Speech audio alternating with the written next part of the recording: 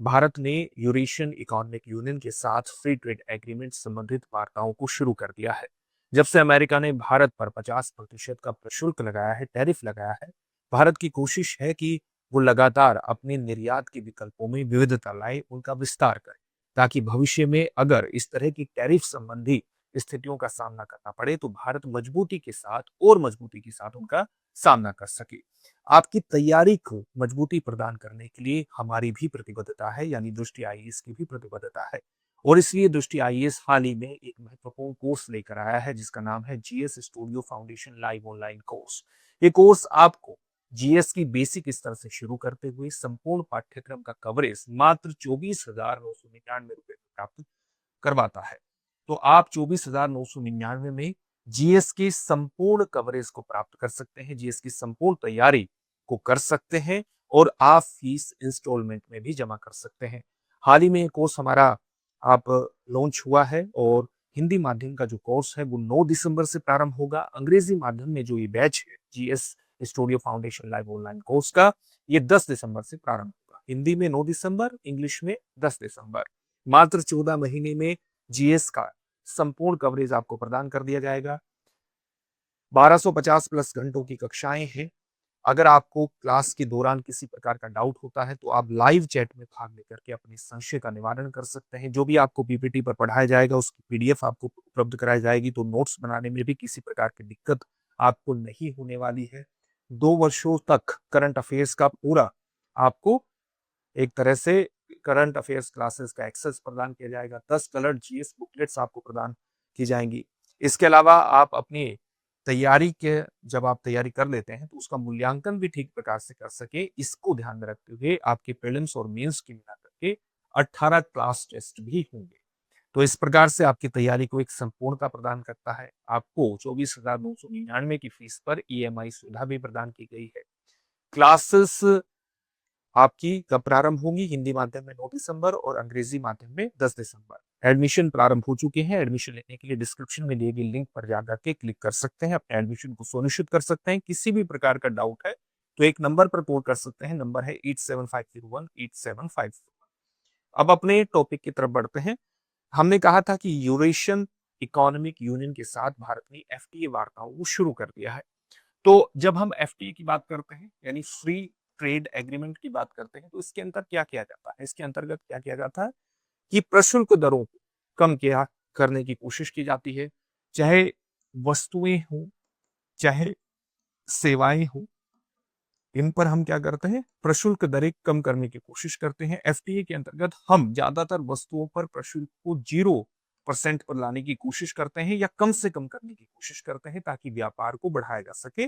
न केवल व्यापार को बढ़ाया जा सके बल्कि इनके माध्यम से हम पूंजी, निवेश और लोगों की आवाजाही को भी बढ़ाते हैं, या आप कह सकते हैं श्रम का भी एक प्रकार से एक स्थान से दूसरे स्थान पर आवागमन सुनिश्चित करते हैं। इससे आर्थिक गतिविधियों का विस्तार होता है, रोजगार का विस्तार होता है, इकोनॉमिक ग्रोथ इससे पैदा होती है, आर्थिक समृद्धि इससे पैदा होती है।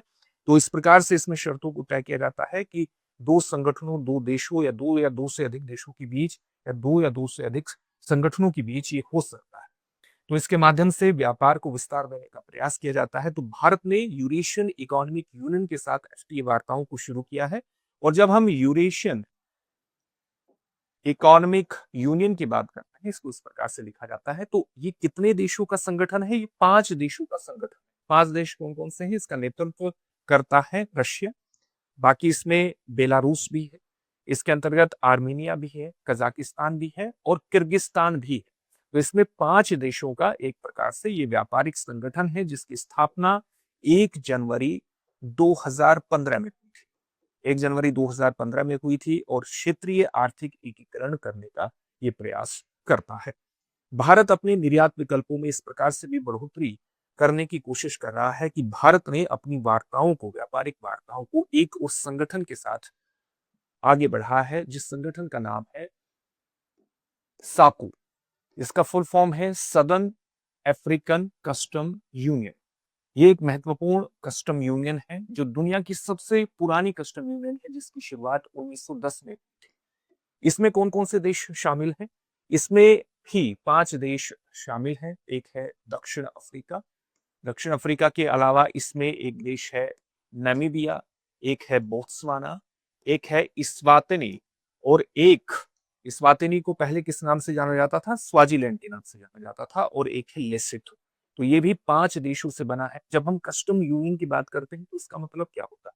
कस्टम यूनियन का मतलब है ऐसे देशों एक अपना समूह बना लेते हैं जो एक समान प्रशुल्क नीति का पालन करते हैं। यानी आपस में तो ये सभी वस्तुओं पर जो प्रशुल्क है, आवाजाही है, जो शुल्क है वो ऑलमोस्ट जीरो या बेहद कम लगाते हैं, जिससे ये एक व्यापारिक क्षेत्र, एक व्यापारिक संगठन के रूप में काम करते हैं। और दूसरा इनका पक्ष ये होता है कि ये सभी अन्य देशों पर, मान लिया ये 5 देशों का समूह है, तो ये सभी अन्य देशों पर जो प्रशुल्क लगाएगा, जो टैरिफ लगाएगा वस्तुओं के आवागमन पर, वो एक समान टैरिफ।